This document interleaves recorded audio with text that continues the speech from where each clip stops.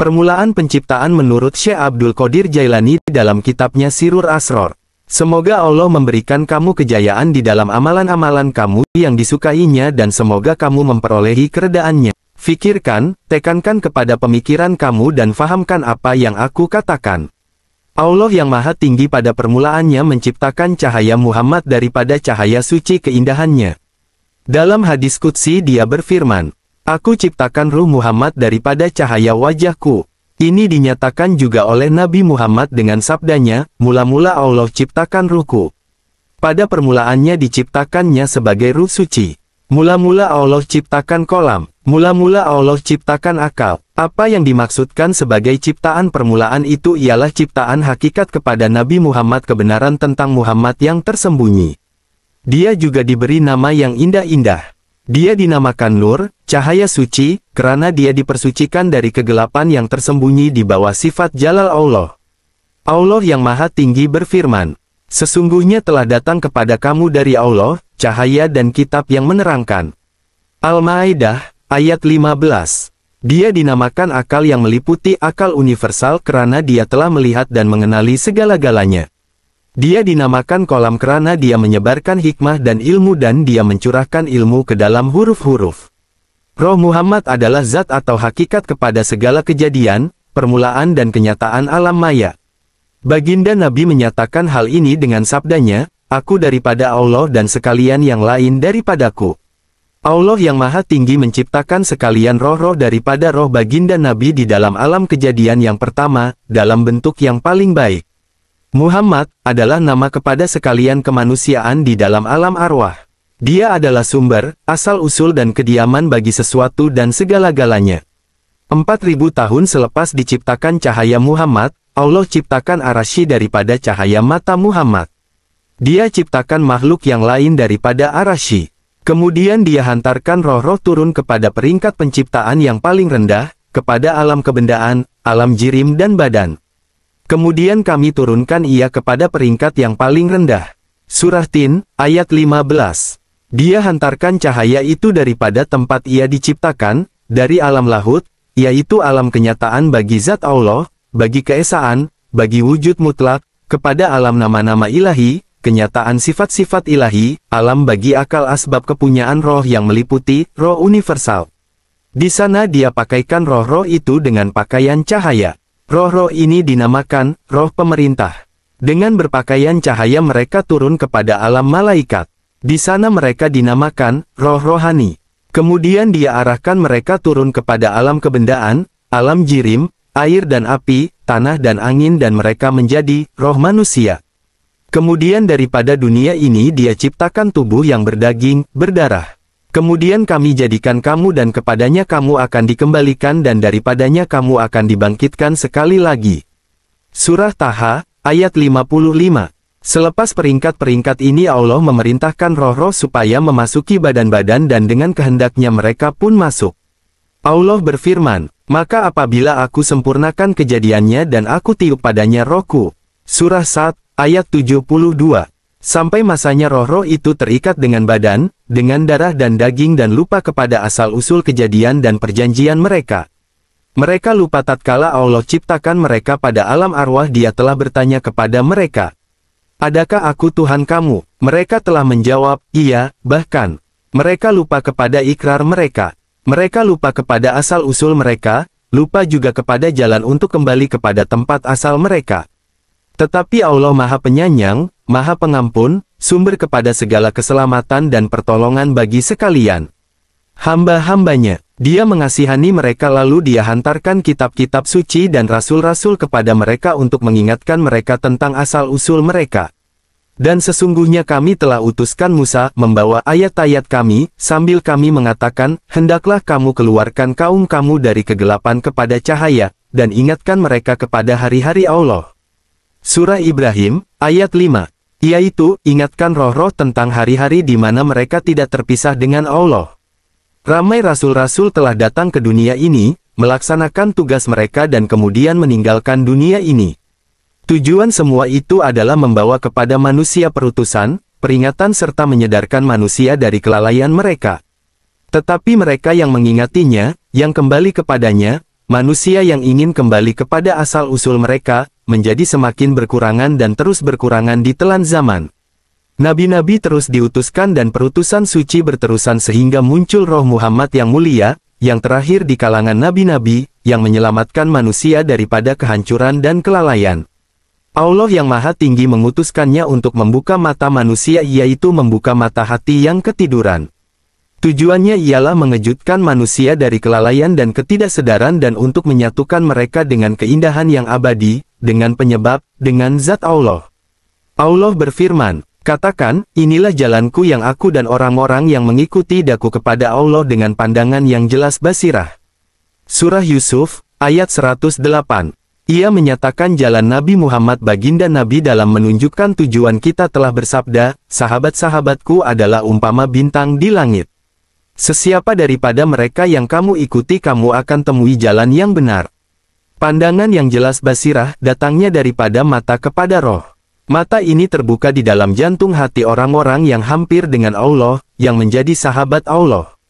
Semua ilmu di dalam dunia ini tidak akan mendatangkan pandangan dalam basirah. Seseorang itu memerlukan pengetahuan yang datangnya daripada alam gaib yang tersembunyi, pengetahuan yang mengalir daripada kesedaran ilahi. Dan kami telah ajarkan kepadanya satu ilmu dari sisi kami, ilmu laduni. Surah Kahfi, ayat 65. Apa yang perlu seseorang lakukan ialah mencari orang yang mempunyai pandangan dalam basirah, yang mata hatinya celik, dan cetusan serta perangsang daripada orang yang seperti ini adalah perlu. Guru yang demikian, yang dapat memupuk pengetahuan orang lain, mestilah seorang yang hampir dengan Allah dan berupaya menyaksikan alam mutlak. Wahai anak-anak Adam, saudara-saudara dan saudari-saudari, bangunlah dan bertaubatlah kerana melalui taubat kamu akan memohon kepada Tuhan agar dikurniakannya kepada kamu hikmahnya. Berusaha dan berjuanglah, Allah memerintahkan, dan berlumba-lumbalah kepada keampunan Tuhan kamu dan surga yang lebarnya seluas langit dan bumi, yang disediakan untuk orang-orang yang berbakti, yang menderma di waktu senang dan susah, dan menahan marah, dan memaafkan manusia, dan Allah kasih kepada mereka yang berbuat kebajikan. Surah Imran, ayat 133 dan 134.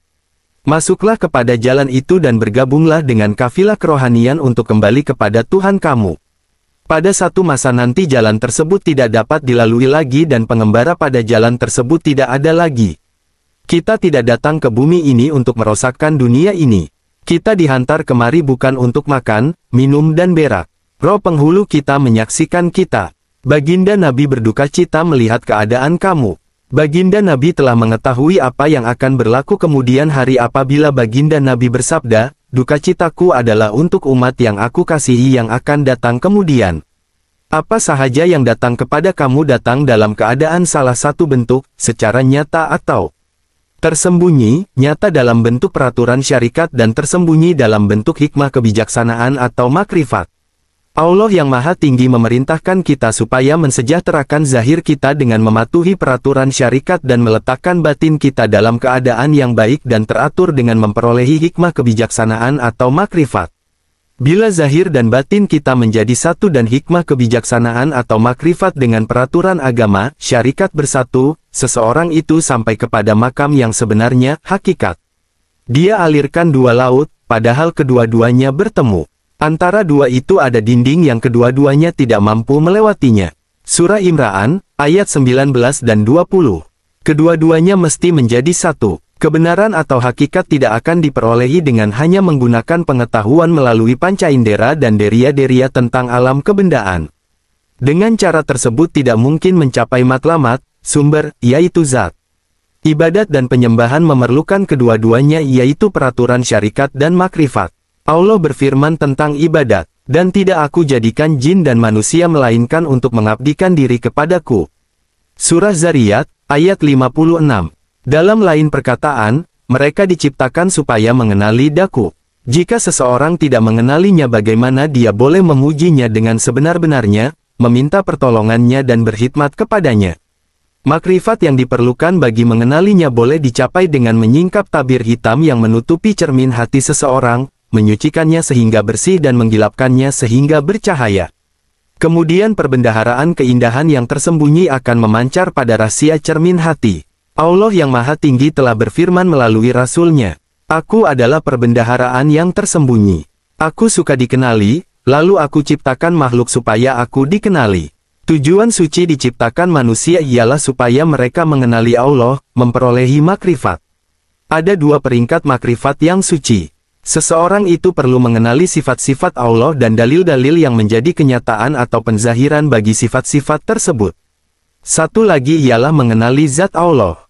Di dalam mengenali sifat-sifat Allah, manusia secara zahirnya dapat menikmati kedua-duanya, yaitu dunia dan akhirat. Makrifat yang memimpin kepada zat Allah tidak diperolehi dengan diri zahir manusia. Ia terjadi di dalam jiwa atau roh suci manusia yang berada di dalam dirinya yang zahir ini. Dan kami telah perkuatkan dia Isa dengan Roh Kudus. Surah Baqarah, ayat 87. Orang yang mengenali zat Allah menemui kuasa ini melalui Roh Kudus suci yang dikurniakan kepada mereka. Kedua-dua makrifat tersebut diperolehi dengan hikmah kebijaksanaan yang mempunyai dua aspek, hikmah kebijaksanaan kerohanian yang di dalam dan pengetahuan zahir tentang benda-benda nyata. Kedua-duanya diperlukan untuk mendapatkan kebaikan. Nabi bersabda, pengetahuan ada dua bahagian.